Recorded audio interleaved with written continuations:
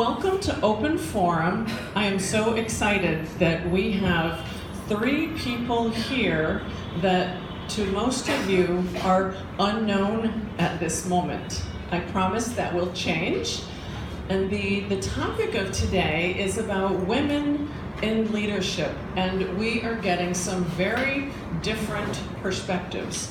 So let me introduce to you our esteemed guests, all very much so in their own right. I've had the pleasure of recently meeting Dr. Shafiq Barassi. I'm still working on it. Notice how we don't apologize, we just autocorrect. Dr. Shafiq Barassi Asseghaf, a well-educated gentleman who has come here from Indonesia, specifically Jakarta. You may see his images posted around campus. He is here until August 10th, and we are so grateful that he has agreed to join us today. Let's give him a round of applause. And Esrat Karim, who some of you may have met before, the founder of Amal Foundation, which has been doing extraordinary work here in Bangladesh over the last 4 to 5 years. And her work is moving and influencing people beyond the borders of Bangladesh, specifically with refugees that have come in from Rwanda. Did I say that correctly? Okay, from Rwanda. And also, she is giving women opportunities to create crafts and an online store, which that allows things to go global. Let's give her a warm welcome. And to Dr. Vivian Young, whom I've had the pleasure of meeting in China in April. And she is a wealth of information, a lot of fantastic experience, and I am so excited to be turning over all of you to her care. I trust you are going to love her. See, I didn't even have to ask for applause for you. It just came organically. They'd be well prepared. The topic today about women in leadership, I'm looking for my notes, 1 second. It occurred to me that every person in leadership has their own story. Just as when many of you were interviewed, you were asked where that passion to serve came from.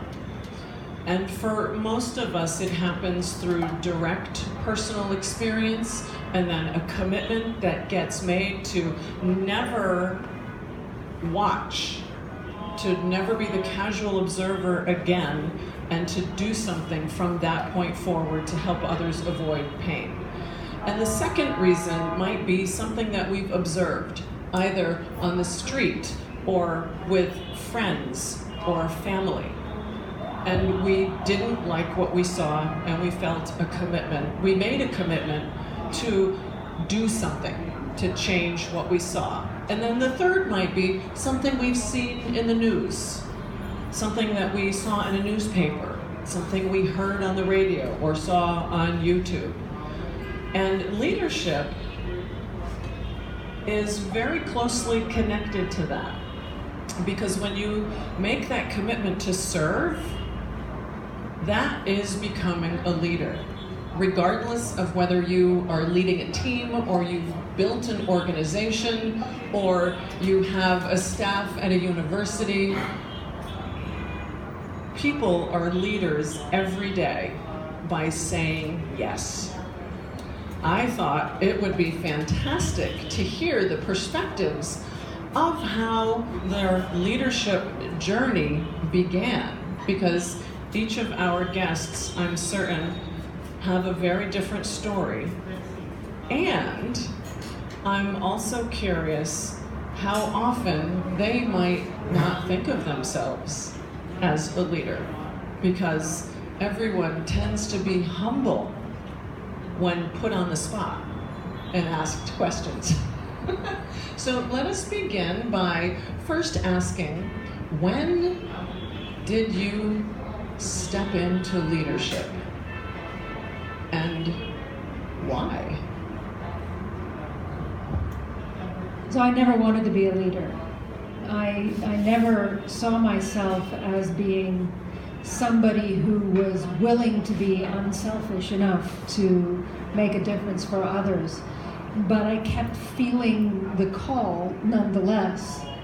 I think the first time I got a glimmer that there was something outside of my own head was I had done something mean to my best friend, whom I didn't like very much, but she was still my best friend. It's funny how that happens sometimes. And I'd done something mean to her, and I walked up and down outside my house thinking, I'm a good person. I did something mean. How is that possible? And I was 10 years old. And I thought, I'm going to be a psychiatrist when I grow up, because that was the only language that I knew for somebody who works as like a soul doctor. Now, as it turned out, I never became a psychiatrist. I do have a degree in psychology, and I work with other people in their lives and what matters to them. But that came much, much later. I think the first time that I actually, however, stepped forward to be in service to another person was when I was at school. I was probably about 15, 16. And one of the teachers, he had a reputation for being a word that I'm not going to say here in polite company. He was did you get the kind of guy he was? Yes, son of a gun. And he said something, but he crossed the line one day publicly with one of my classmates. And I sat and I burned and I bubbled and I went, no, don't do it, don't do it, don't do it. And I stood up and I said, wait a minute. And I addressed the issue. Not directly with him, it must be said, but another one of the teachers. And it terrified me because I was exposed, but I couldn't let the injustice stand. And I think that was the first time that I ever did that. And it felt really awful and really great at the same time. And the message got through and he started to behave himself after that. Yeah. That's intense. Well, I have always been a leader, I think, since my childhood, but I haven't realized until I was doing my master's. I still remember when I was in elementary school, I had two best friends, and we wanted to have a chocolate party. But none of us had money to have chocolates or anything. And they didn't have the courage to speak to the parents or, get some sponsorship or something.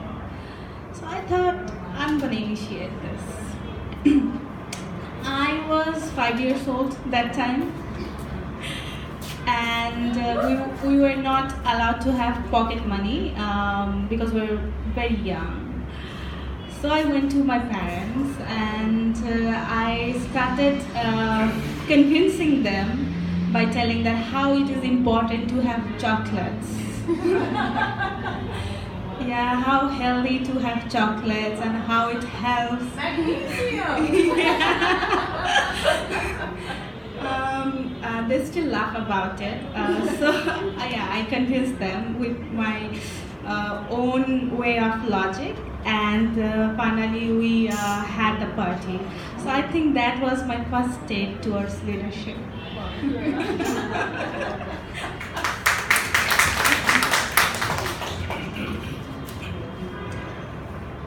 Hello everybody. Number one, I think you all are smart people. You have made very good decision to join this organization. I just met Leslie recently, and then followed by Vivian. But I have such a very good impression, excellent impression about this organization. How generous they are, and there are not much people who would come along the way from different countries, 20 hours flying, 30 hours flying, tiring, and instead of enjoying themselves, coming to such busy country, spend almost whole day every day. I rarely met them in the apartment. I thought 11 o'clock, 11 p.m. she just arrived. I said, "What did you do?" If she's being paid like in a multi-billionaire company by Bill Gates or something, then that's different. But she's not. They do it for free, correct? So that's really, really amazing. It's amazing. I don't want to do that, maybe. I still need money. Maybe they don't. No, I make yourself uncomfortable. Okay, I have a story about a young girl named Afaf. I think here also you have people named Afaf, yeah? She's my cousin. So Afaf liked to cook. She always come to the kitchen, join her mom, cooking, making some, everything. She was at the time 9 years old. And then she watched TV, especially the MasterChef program and things like that from America, from Australia. We had at that time we had no MasterChef from Indonesia. Only they watch program from overseas in cable TV. So one day she asked her mom, "Mom, when would we have this such program here in Indonesia?" Her mom said, "Yeah, well, hopefully one day." And then she continued because she loved cooking. Her mom enrolled her into a cooking class after school. So she learned more and more and more. This is I'll make the conclusion later on, or you can make the good conclusion yourself later on. So anyway, she was so disciplined and always come to the class and always watching TV continuously, and until one day she drew a picture, just like 9 years old, or at that time she was only 10 years old girl, drawing a picture, and she said that I want to be Indonesian master chef. The first, this is what she said, first Indonesian master chef. And not long after that, there was a program from one of TV channel, one of the biggest one in Indonesia, private, who make an audition towards all people who are having a cooking class, and they invited cooking class students to join the audition. So they will pick up, and then she joined, and she was picked up as one of the candidates for running towards this. They are running the Indonesian Junior Master Chef for the first time. Yeah, this was 3 years ago, yeah? 3 or 4 years ago. And so they cooperated with this TV station. So Afaf was successful, going through all the stages. To cut the long story short, she won. She became the first Indonesian Junior Master Chef. So the conclusion is, number one, you can achieve whatever you dream. Okay, it means that dream as high as you want. So you will achieve that. Number two, it will be achieved easier, or you can make it into realization if you write it down. A book called The Secret by Rhonda Byrne, telling all about this, the law of attraction. So never say no in your life, meaning you say whatever you want. Don't say what you don't want. Meaning if you want to marry this kind of man, for instance, just say, I want to marry that kind of man. Don't say, I don't want that kind of man, because the word don't can be, can be realized. You will meet them. You will marry that one that you don't want. That's what, it's been proven by a lot of experience. And Rhonda Byrne, distinctively, she mentioned about that, and she explained about that with some examples. I hope that gives you a little bit inspiration. Hopefully, it's do whatever you think it's good to be done, and join an organization like this would really, really encourage you and enrich your soul and your life. Yeah, especially when you are still young, you will be grateful one day that you join organization like this. I promise you will be grateful. I'm sure. All right. Okay. Thank you. Interesting how one of the things we do in class is play with language. And in what we've done over the past few days with the introduction of men into the academy, I neglected to mention that.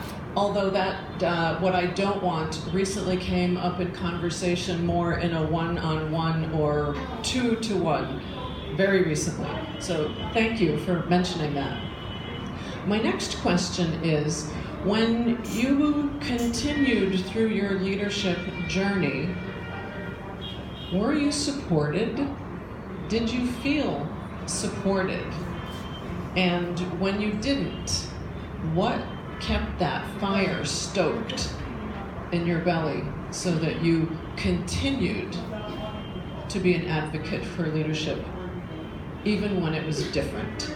So support, if you'd had it, if you didn't, and what kept you going? So support comes in many forms. So I have sort of backed into leadership, thinking myself not a leader, and that I've kind of been encouraged and supported in stepping into leadership all the way through. People have recognized something in me that I didn't want to exercise. And so when I said, well, shall I do this? And they've said, well, actually, we've already signed you up for it. You're already doing this. Okay, fine. So sometimes support doesn't look like support. Sometimes it looks like challenge. Sometimes it looks like being held to account when I don't want to be held to account for my word. Sometimes it looks like somebody saying, you said that you would do this. What are you doing about it? Oh, well, I changed my mind. No, you said you would do this. Yeah, but I'm scared. I don't care. What do we need to do to help you through the fear? So sometimes it looks like somebody holding a vision of me that's more than how I see myself.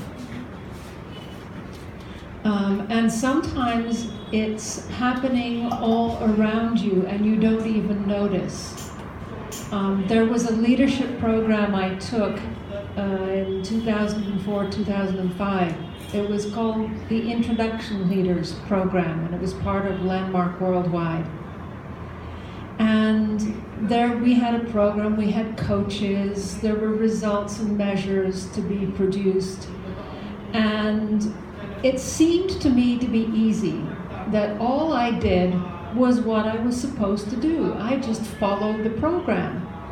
And it seemed as though there were these invisible beings around me who kept making things happen.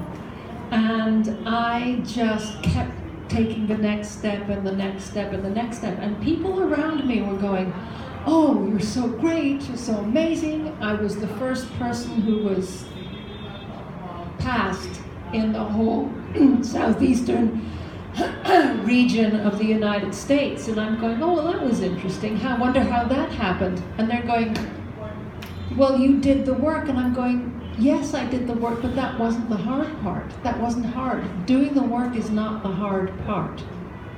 And getting the support and allowing it in and allowing people to support you no matter what you think of yourself, that is a little bit harder."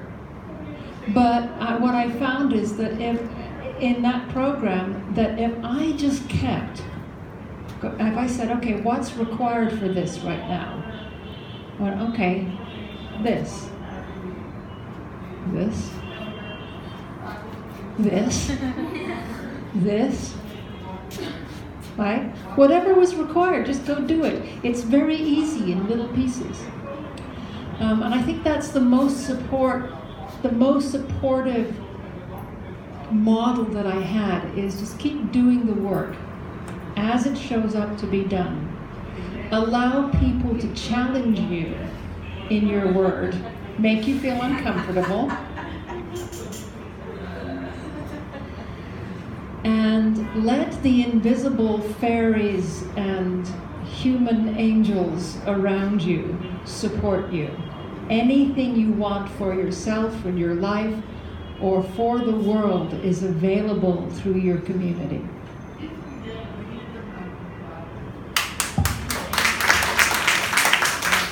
Wow, that was inspiring. My journey was quite tough because when I decided to come back to Bangladesh and start my foundation, there were a lot of hurdles, and people in Bangladesh, they're just like normal humans, so they get scared. Sometimes they think being in the box is better rather thinking out of the box or doing something out of the box. And I'm not talking about current situation, I'm talking things before like 5-6 years back. So if you are a woman, then things are a bit more harder.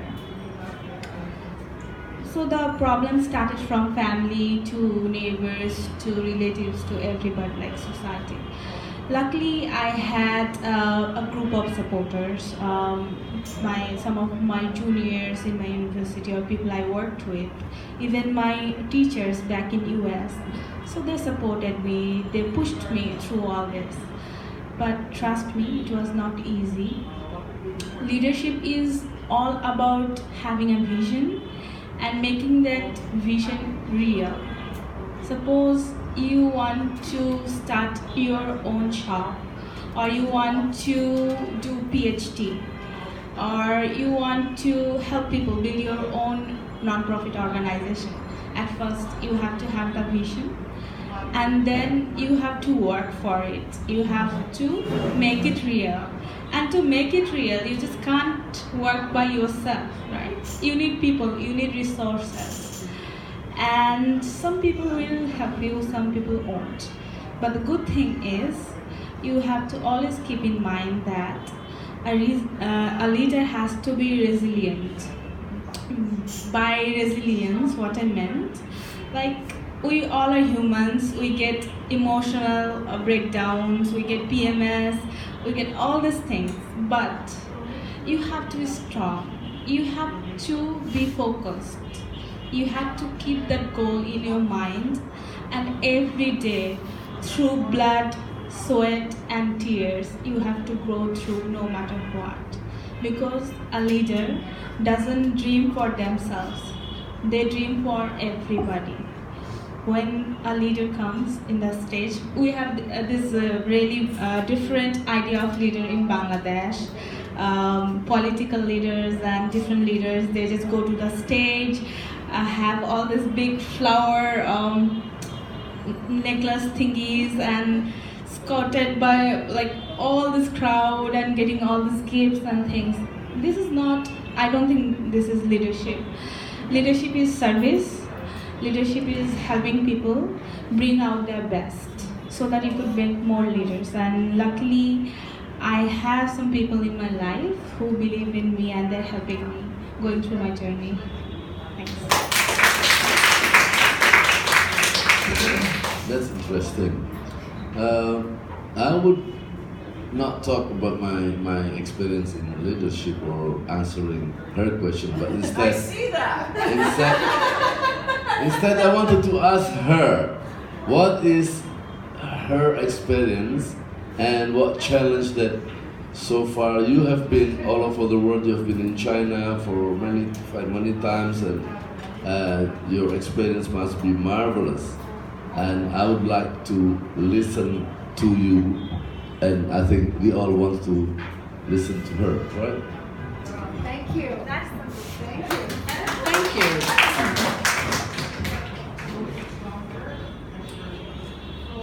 As Vivian had expressed about stepping up or sidestepping or dancing a little and doing whatever that next step is. I've always been rather unique and fearless. Well, all right, not always. There was a period in my life, and many of you know the story, when I wasn't fearless, but once I came through that, then that fearlessness came back. I remembered who I was. And I have a spring in my hand that just seems to go up before I realize what happened. And then this is the second organization I've been a part of that will fully embrace that spring in the arm and then test me for everything I'm capable of giving. And they'll keep offering things for me to do and give. The first organization was Toastmasters International. And the pattern that I have chosen, or perhaps been invited, depending on if you want to look at it from a spiritual perspective, but has been to constantly move beyond what is comfortable for me and to step into things even when I have no idea how it will turn out and when I've not had any formal training. An international Toastmasters conference, I heard this woman speak. Her name was Fran Capo. I trust she's still the fastest speaking woman in the world, 650 words a minute. And the most significant thing I took from listening to her talk was say yes and figure it out later. And that has been a theme in my life for a couple decades. And what I found is when you say yes and you figure it out later, people become to trust that you can figure it out later. And then they give you more interesting and more complex things to figure out. Because they have, you know. So I'm toying with the words, the language that we talked about in class. I want to say belief, but I'm going to circle it back to trust. So they trust, you know, that we can figure things out. And once I crossed this threshold into a global organization and Jerry Uberle stepping into my life in a time when I was ready for her, or when they thought I was ready for her.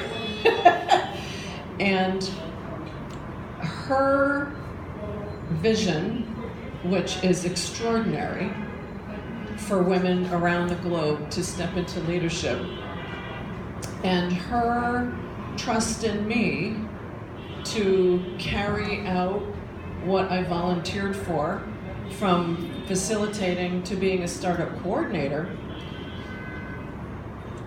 She challenges me in ways that I never expected to get challenged. And I bring those stories into class all the time.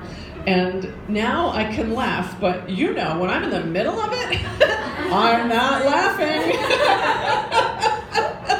It could be anything from grinding my teeth to a few choice words that that come out of my mouth which don't get repeated in polite company, to making faces. I mean, I tend to wear that on my sleeve and on my face. It's unmistakable.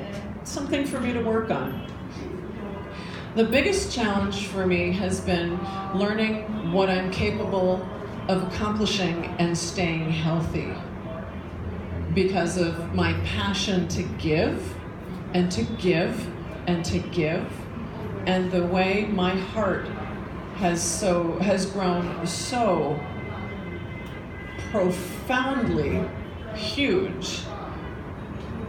Most of the time it feels like I'm a big heart walking around. There's no other organs, there's no flesh, I'm just a big heart. Because the relationships that get built, nurtured, and continued in World Academy for the Future of Women are extraordinary. And you're just at the tip of the iceberg. You're just at the tip.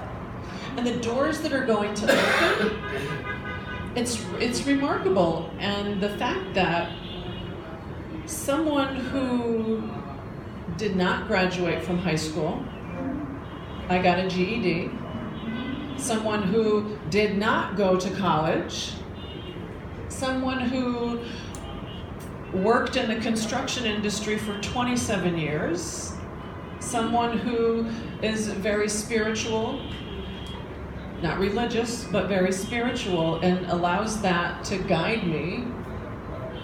It's still amazing to me how I've ended up in this position. You haven't ended up. Thank you. How I've arrived.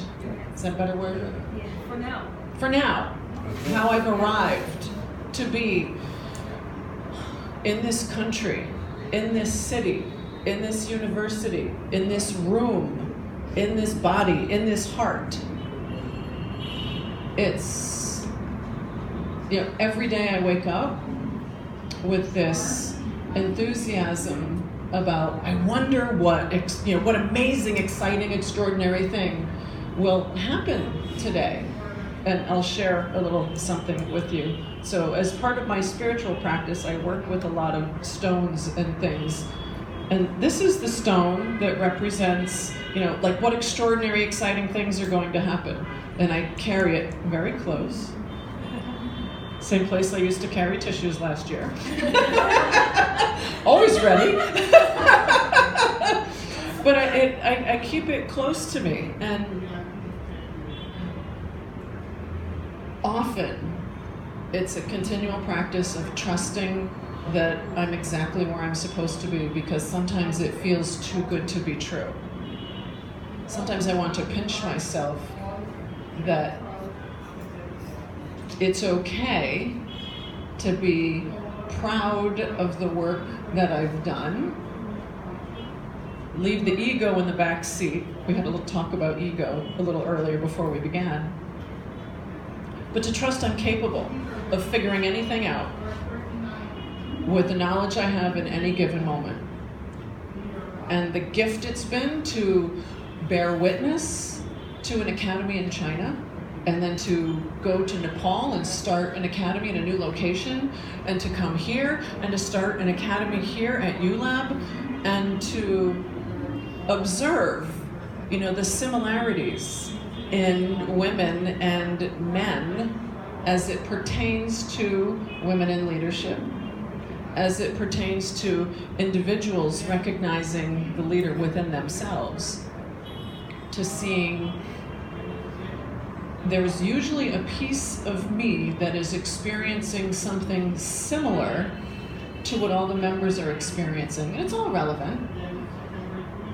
And then challenging myself to continually be transparent and vulnerable in the same way that I ask you to be. Shame-free. shame-free and realizing that everyone is on their own path, and sure, there'll be days when I make mistakes that are bigger than I thought I was ever capable of making. But finding the lesson in them and moving through it and just trusting. And I have no idea what's going to happen in the next 2 months, the next 6 months. Well, actually, all right, yeah, I'm going to Nepal in November, so I have a good idea through the end of the year. But beyond that, I don't know.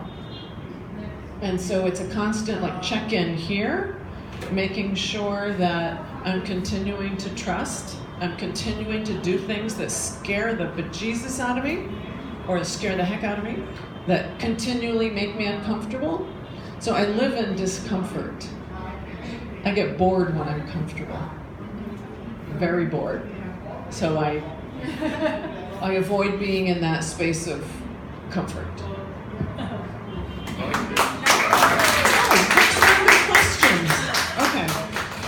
Next question. How has your definition of leadership changed throughout your journey?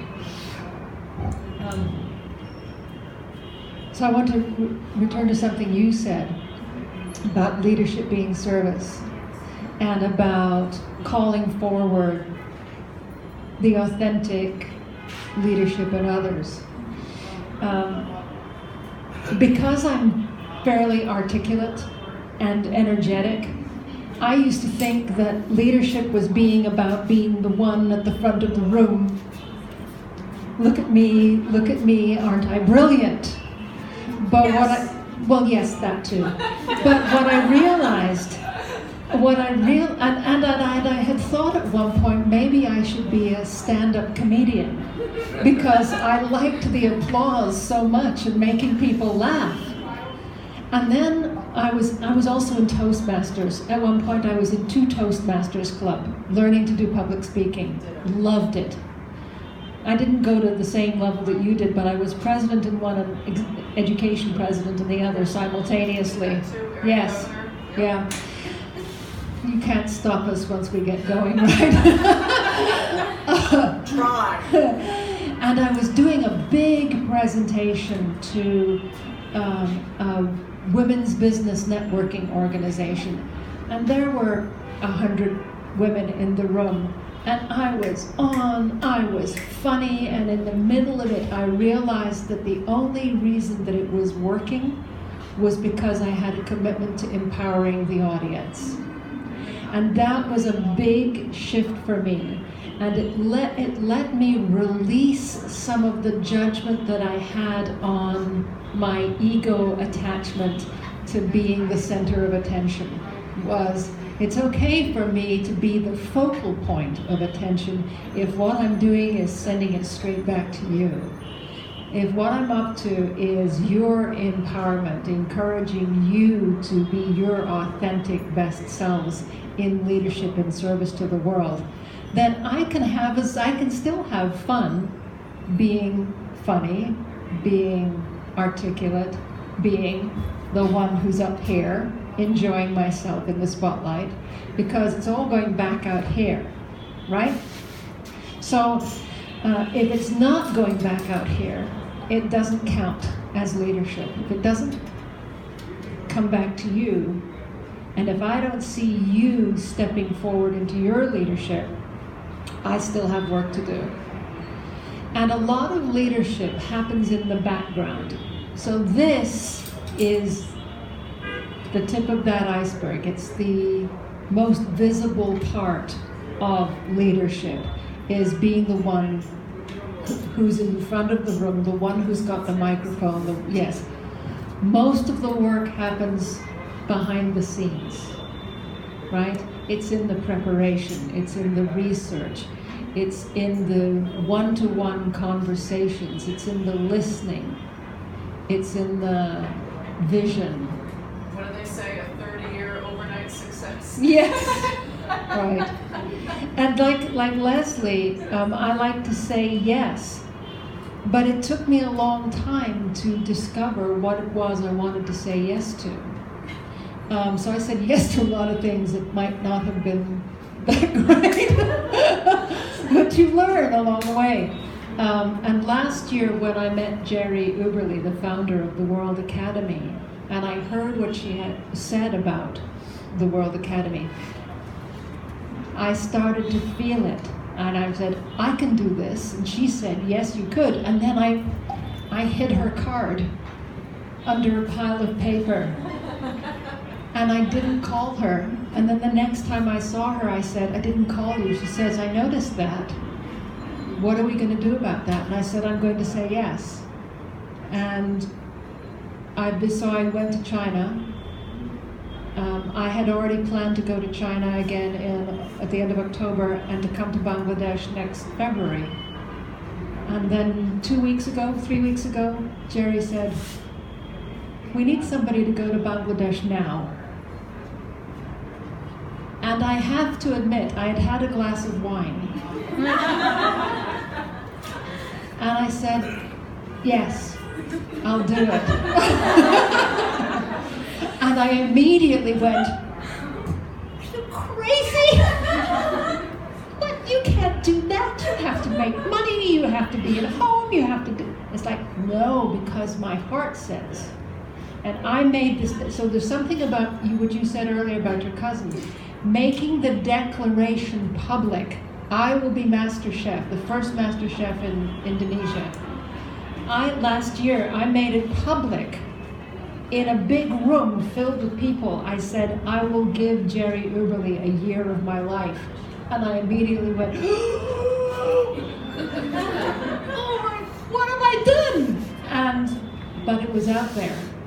And so now, here I am, giving the World Academy a year of my life, but here's what I know to be true. The World Academy is giving me my life this year. So I thank you for being willing to step up and play with me in this game. Thank you.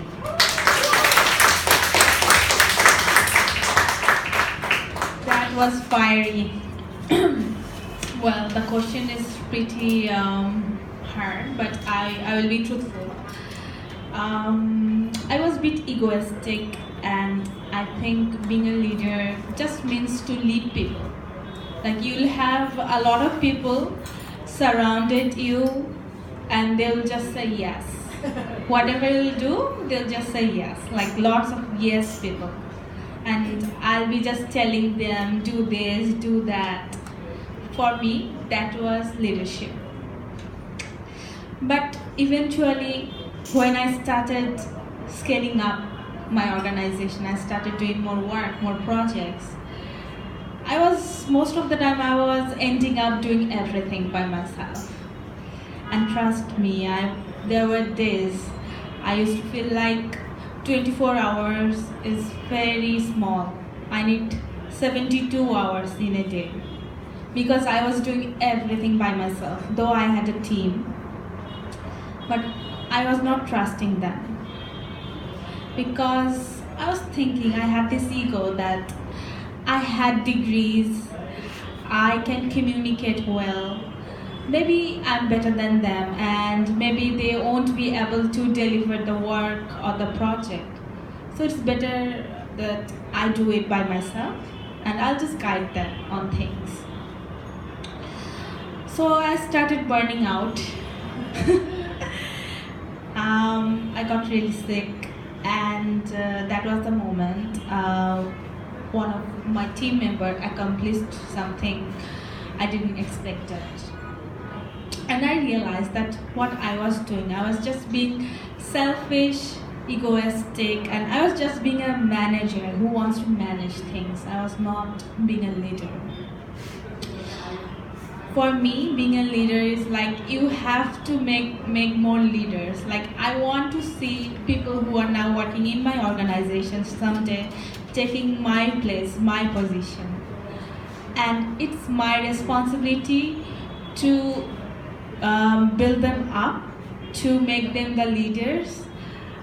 They just came with the fire, with the passion, and with the faith in me, in my vision that they can do this, they can help people, they can just go to the refugee camps, they can stay there, they can build houses for Rohingya refugees, they can go to this remote river island char areas, they can do the schools, they can help women.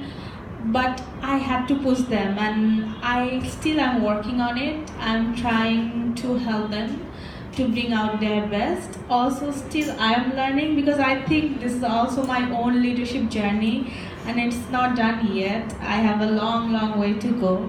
So I'm really glad that finally I figured out that leadership is making more leaders. Yeah. Thank you. Yeah, I agree with you. I think Edward de Bono said, "It's super leader." Right? When you are creating other people to become leader, then you are a super leader. Every one of us should be super leader.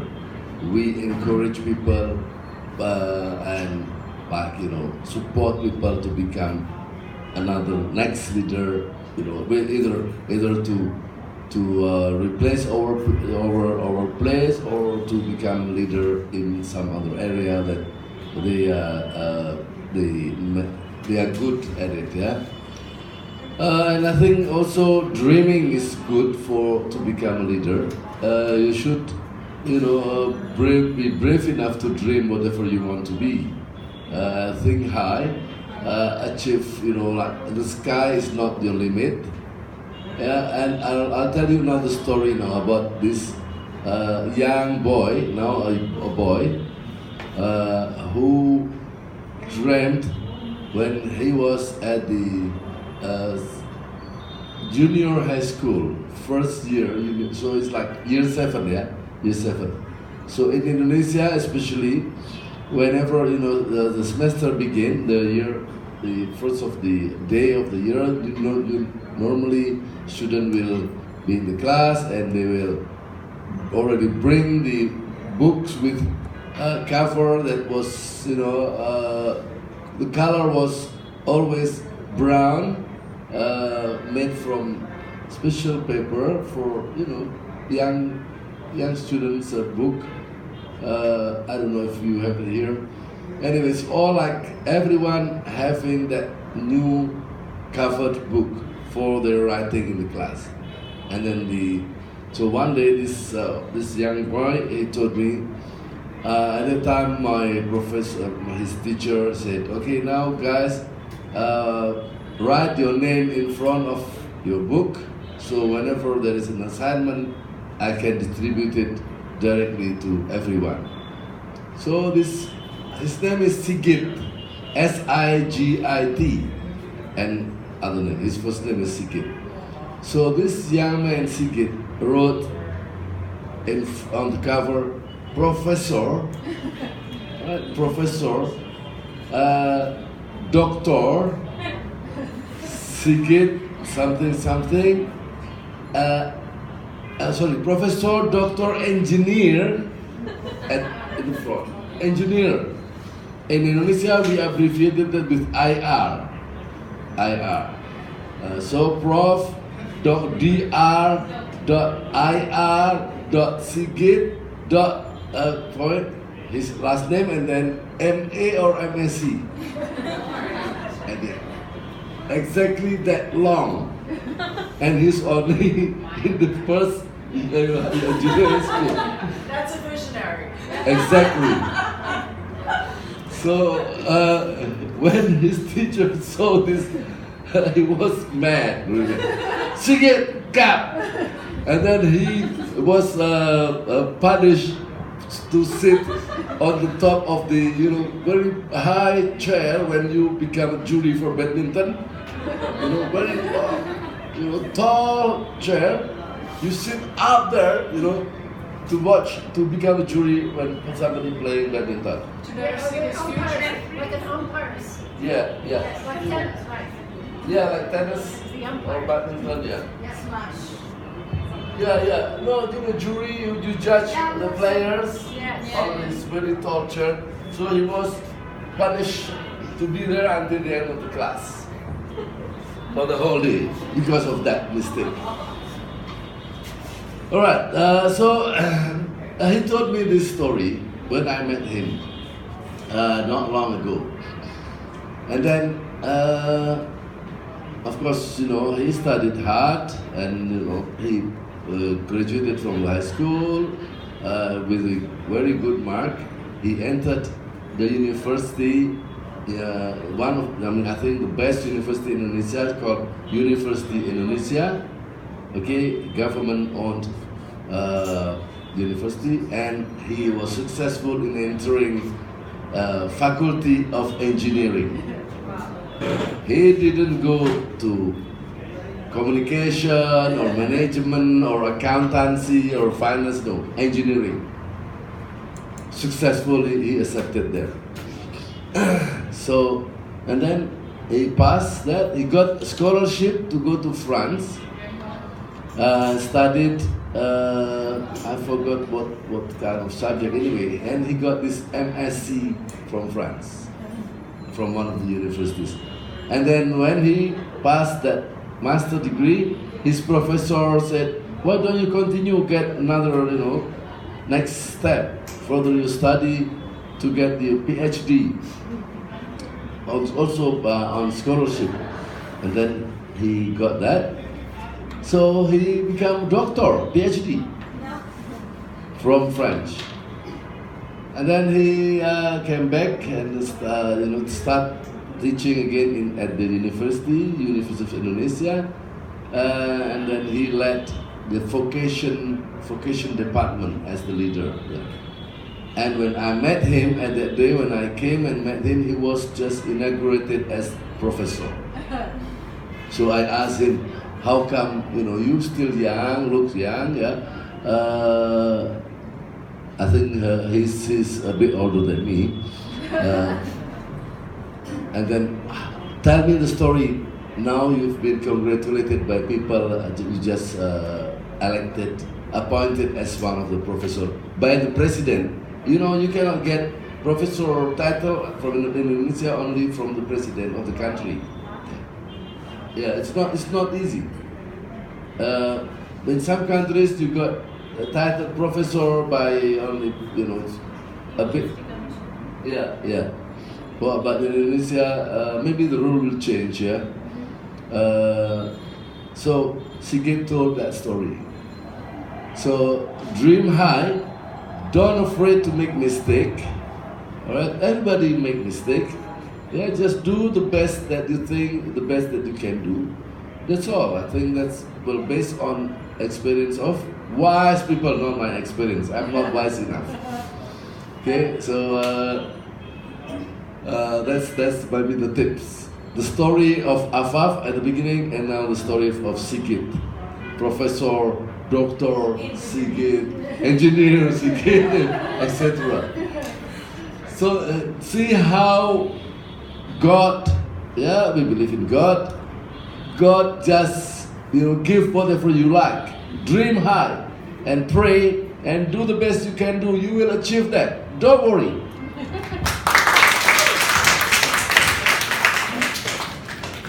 Thank you for sharing that about the vision.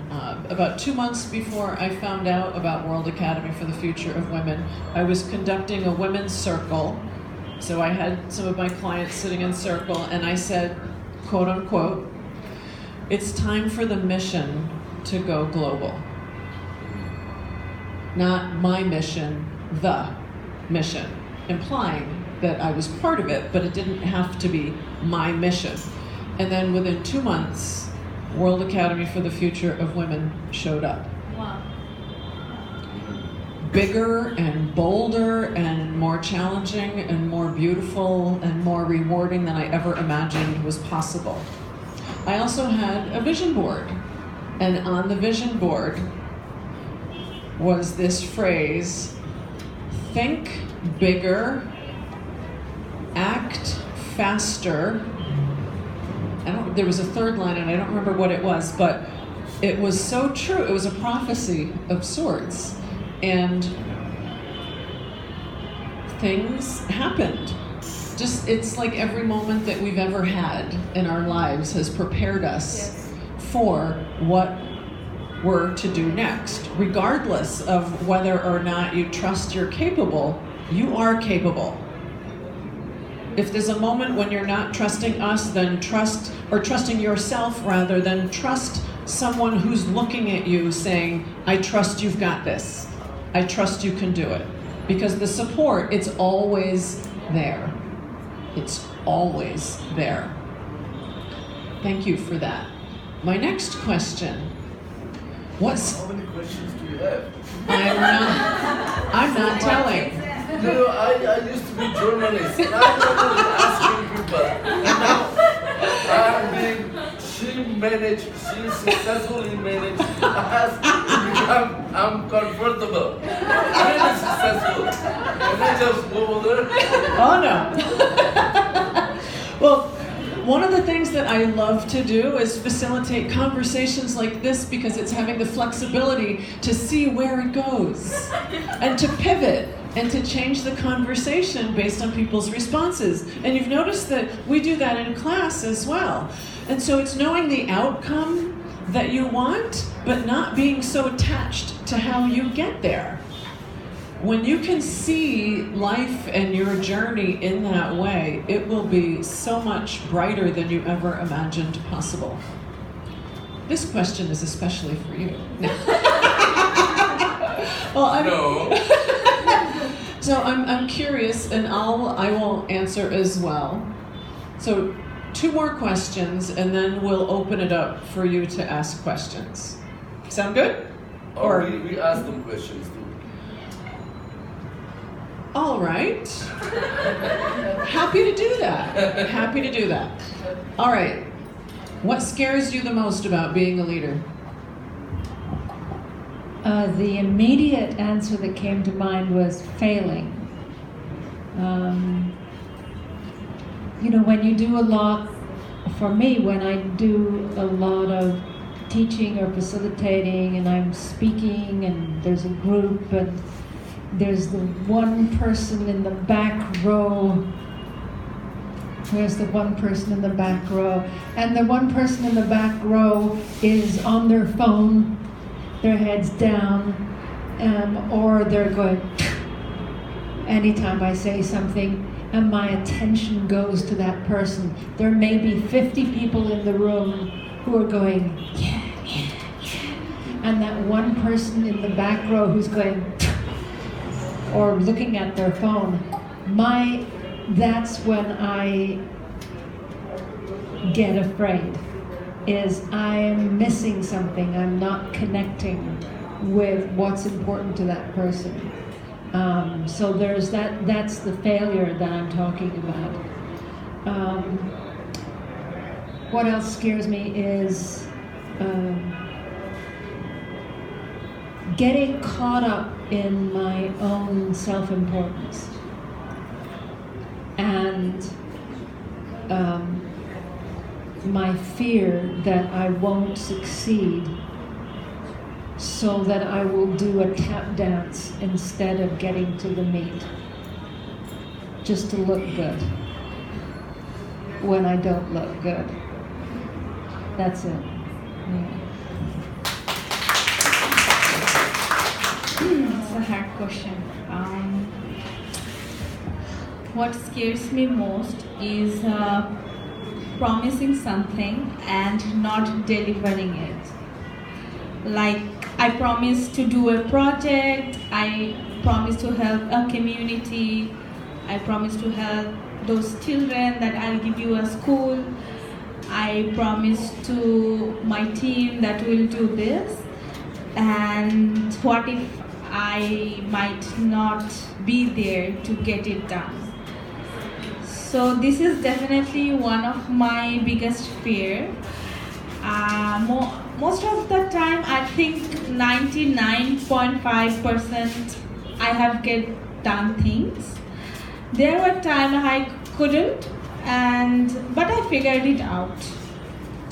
But still, this is one of my biggest fear. And the second thing would be, the second thing would be being taking too many things on my shoulder and being biased. like when you are working with a group of people, group of young people, because most of my team in my organization are young, and sometimes someone is saying something which I think the similar way. So maybe I want to give them that project just because they are thinking like me.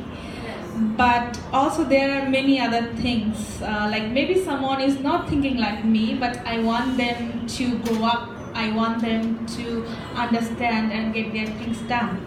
So this is one thing that scares me so much, like am I being biased while working with others, while working with my team? So these two are my biggest fear.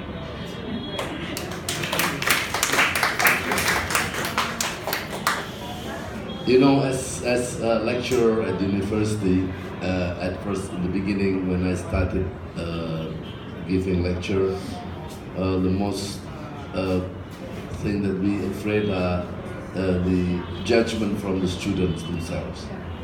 When they make lecturers' performance report, something like that, in written, it was really scary.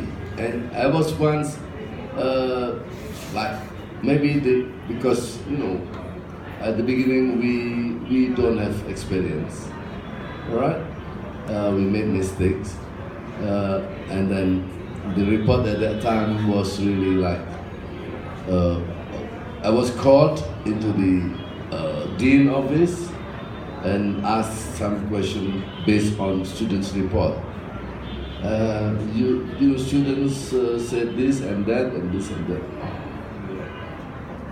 Should I continue teaching or not?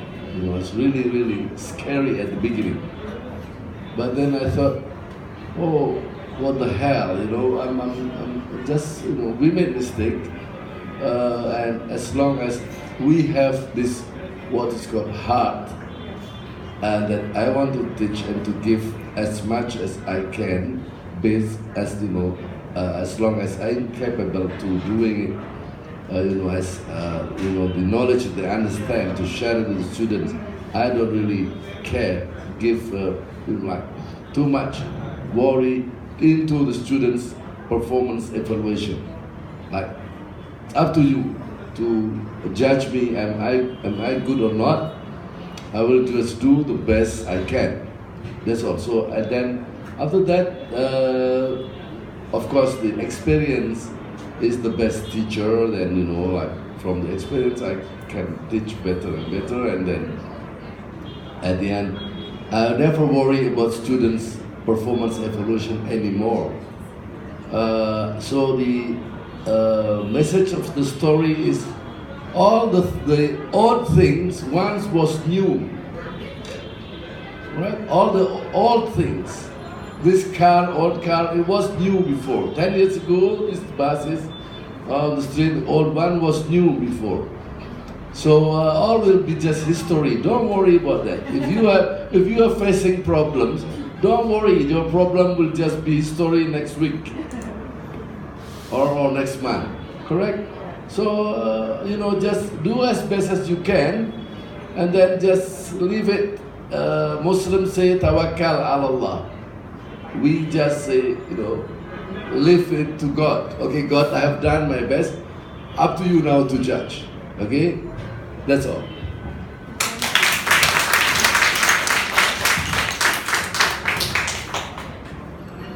To keep it fair, I'll answer the question. That's good. I sensed it was coming if I didn't. And it is a great question. To narrow it down to one thing, it really dances between two. First answer that came to mind is that,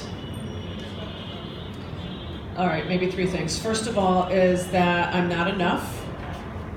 That still enters my awareness on occasion, but I've gotten much better at brushing that to the side, well, recognizing it and changing my thought process. The second thing is walking my talk. I'm keenly aware of when I'm not doing what I ask, or another word might be what I demand of you. I'm hyper aware of that. However, when I'm not walking my talk, I bring it into the classroom. So it all turns into a teaching moment anyway. And then thirdly would be the mistakes or the misunderstandings that organically happen when we step into bigger and bigger roles. Though you've heard me say there's the things that I know, the things that I know I don't know, and the things I don't know I don't know. And I live in the realm of things I don't know I don't know. And there is a concern, perhaps not a fear, but a concern that the broader I stretch, what the impact or influence of what something I trust in the moment is the best thing when it's not, like who that's going to influence or upset. But I default back to knowing that I did the best I could in that moment, and I will take responsibility for what I don't know I don't know. As crazy as that sounds sometimes, like how could you possibly be responsible for something that you have no idea is the case? But it feels like the responsible thing to do. It's acknowledging what happened and extracting a lesson from it, applying it, and then sharing it and moving on, as opposed to dwelling in it. So if you were to condense or boil all of that down, it really isn't a fear. It's more, okay, well, this will make a great story at some point when it gets to the place where I can laugh at it. Thank you. I want to formally thank our panelists for sharing these extraordinary stories and insights. And now I'd love to open the floor for your questions. Who's got the first question? Consider this an ask them anything. Who's got the first question? Yes. My question is open for all. Suppose you give your best to support someone, and they are not living up to that expectation, and then you're asking them, hey, why aren't you being responsible? So they'll say, well, I will be. And then it takes a year, it takes 6 months, and they're still stuck in that place. So then a question comes to your mind that, am I doing enough? How long should I be patient for? And am I really doing anything at all? So how to get out of that depression? And how did you, if you felt like that, how did you get out of it? Excellent question. I'll answer very quickly with a few short words. I would ask myself, what can I do different? Whenever I'm not getting the result that I want, I ask that question. What can I do different? So what she said, and working with people who are not honoring their word. What there is for me is to find out, is to keep represencing what their commitment is. What are you committed to? Are you still committed to this result?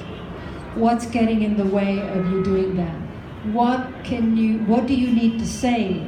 To whom do you need to say it to get complete about whatever's stopping you? Where in your life do you need to restore integrity that may be holding you back from getting this thing complete? And so working with the person to find out what it is that's stopping them from honoring their commitment, their promise, their passion in the world. And it may be that something is, you know how sometimes something just gets stuck in your throat, in your chest, and you need to get it up like a cat gets up a hairball. Sometimes they just need to get up and cough up the hairball. And sometimes it may be that there are circumstances in their life that they're not being responsible for that are stopping them from being able to fulfill on their word. And that needs to be handled first, right? So I think a lot of it is about being authentic and being able to tell the truth. And for me as a leader, creating the space where people can say anything to me, right? And if the commitment has altered or something is shifted, is, well, let's just get that complete. What is your new commitment? What are you now committed to? And finding out what that is. Right? And then be willing to deal with the impact, wherever there is impact of that shifting and changing. Does that answer? Okay, thank you. Relating with you two, first thing I do, definitely I'll bring that person and invite them in a cozy, not in a formal place. I'll invite them in an informal place where they could just be relaxed, and then I will feed them. If the person is Bangladesh, yeah, I'm gonna feed them like a dinner or something, some coffee, and then I'll start. I'll do the sandwich method, which I often do in my office. Like, first you'll do appreciation, then you will come to the point what you have done wrong, then again close it with an appreciation. Yeah. So I'll have that conversation and I'll try to ease him up and figure out why he's not being serious. Something which is mattering to you so much, why it's not mattering to him. So you will figure that out with that conversation, I'm sure. If he's serious, he's gonna do it, otherwise you have to find someone else. Thank you. What's left? It's all been answered. Yeah, I agree with all. And if that person still don't want to change after we already maybe first we review. We have what we call audit or analysis. What happened? What the situation? What's wrong from our side? What's wrong from his side? Is there any room to improve or not? So based on all of this, and we start to give another chance to this person once or twice, no 3 times, just 1 or twice. If he or she doesn't change, doesn't want to move, still not doing what we expected after all the effort that we did together. Of course, you need participatory discussion. Yeah, you don't just give instructions. We need to really find out what feedback, what are the situations that make you could not do this as expected and things like that. Always participatory is the best one. Yeah. So after this all done, hopefully things will change, I guess. Yeah. All right. Thank you. Hold on, I'm finishing my panoramic photograph.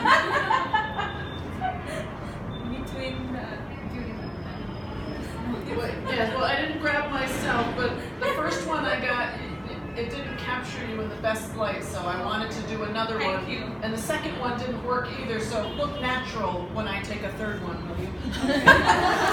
All right, we have time for one more question. Yes, ma'am. Yes, please. So I have heard you say that you are this big working heart, and it is so true. It is so true, and Istradapi, so are you. I mean, I've seen you work so hard, and I really do love you a lot. And so this is something that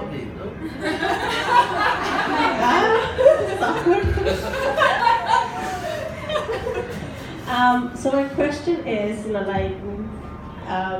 there are times, we just give, and give. And so, how do we give without the expectation of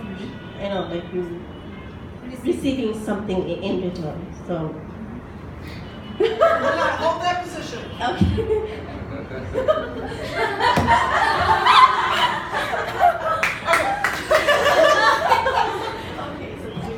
Thank you. That's a brilliant question.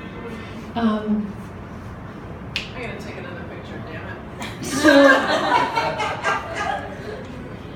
So if the question has to do with, and I'm going to slightly interpret what you're saying, is that as leaders, as people who are committed to service, there is always more need than there is capacity. It seems like there's always more need than we have personal capacity for. And we think that if we take care of ourselves, it's being selfish. That we should just give and give and give until we drop. So the first answer to your question, it's two parts to it, is why would you exclude yourself from the body of God? If everybody else is the body of God, why would you exclude yourself from that body? Because God certainly doesn't exclude you. So you have a primary responsibility to take care of yourself, to manage your time, your resources, your energy, so that you are available for what matters and what's important. Does that make sense? Right? And to answer the second part of your question, Will you put your phone down so I can take a good picture? I'll send it to you. I'm my fifth attempt. Please continue. would you two stop clowning around so I can be important here? Okay. So here's what I've discovered is you give with the right hand. You give with the right hand. You give with the right hand. You give with the right hand. And you don't expect to receive back with the same hand with which you give, because it's going to come in the left hand when you least expect it. But you have to have your left hand empty in order to receive. Does that make sense? Yeah. So if you are complaining about how you give, and nothing has come back in return, consider that you may not be leaving space and room and the capacity to receive.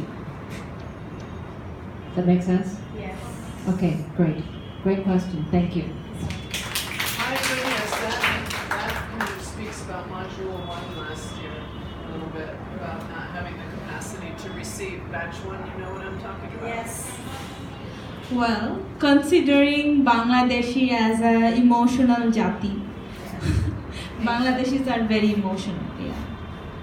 So what happens often, it happened with me a lot, like we have been helping people, giving people, making sure about every single small details, that from my family to my friends to my beloved to my colleagues to my team to my beneficiaries, everybody is getting the thing, is being happy, and most of the time forgetting that I am a person too, right?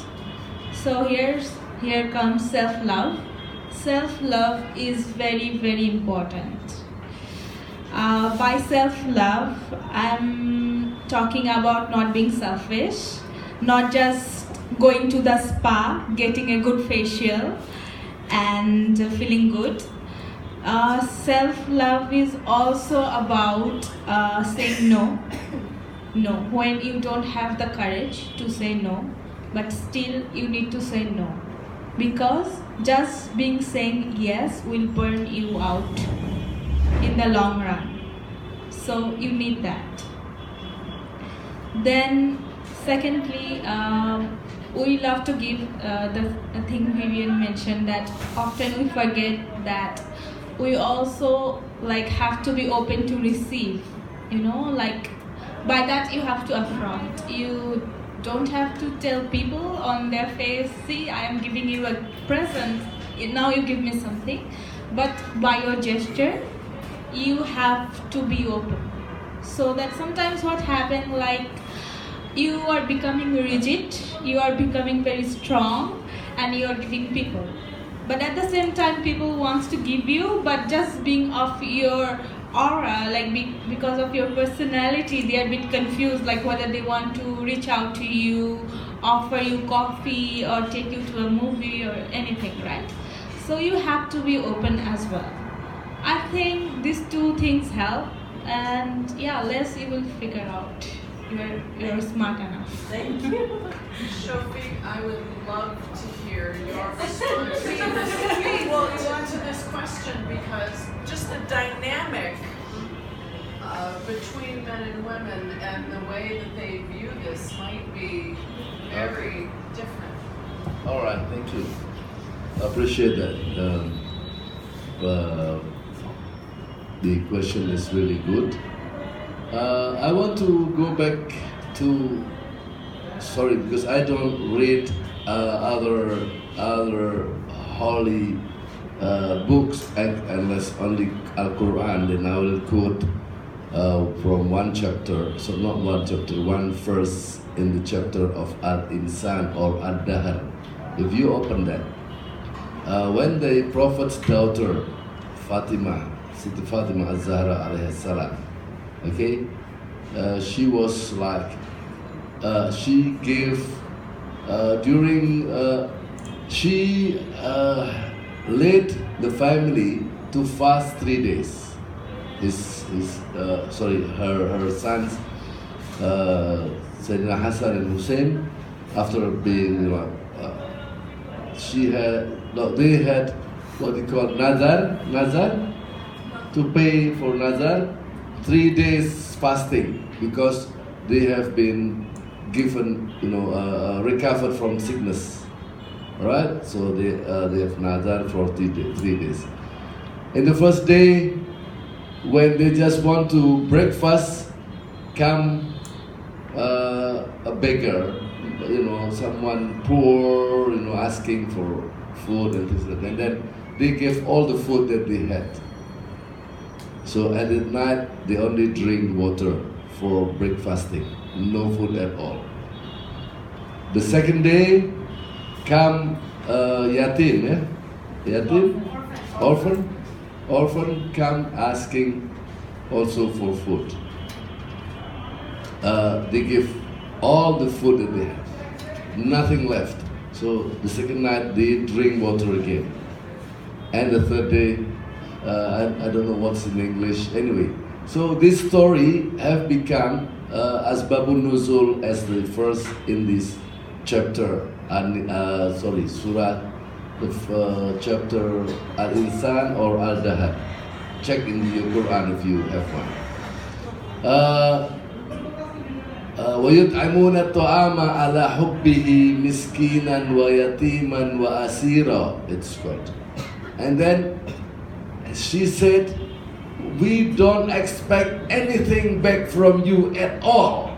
وَلَا نُرِيدُ مِنْكُمْ جَزَاءً وَلَا شُكُورًا. We don't expect either giving back or even thank you from you. No, I don't expect any thanks from you. Just giving, that's all. Only for the face of God, that's all. This is written just like that. That's how we should behave. We don't expect even thank you from you. Don't say thanks. Let alone, about giving back. Jaza means, thanking you and giving you back. No. Almighty reward you with goodness. Yes, exactly. That's what the teaching is like that. I don't know whether we do it or not. That's something different. But the teaching is so high. Yeah, and I think all the religion teach us like that. The Christians with their Bible, the Hindu, the Buddha, so they have good teachings. But people just, do it differently. That's their business.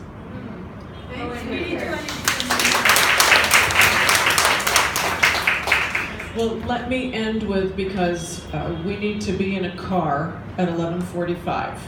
Okay. So let me end with, in China, when you say thank you, many people that are very close to you, they take it as an insult. Because there is an assumption made, you're my brother, you're my sister, you're my family. I give without an expectation of acknowledgement or thanks. And if you're giving that to me, then something in our relationship has shifted and we have become more distant, that you now have the need to thank me. Very, very surprising. However, thank you.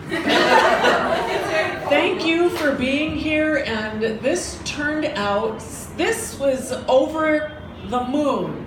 So when I knew that we were getting together to do this, I had my bare minimum expectation, and then I had my over the mountain, like, wouldn't this be awesome? But this has been over the moon. So with sincere thanks and gratitude.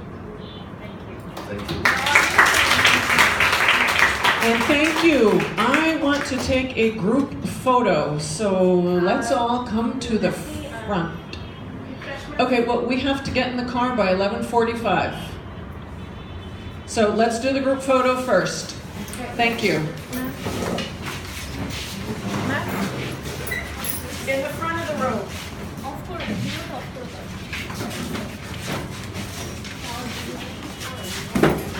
Excuse me,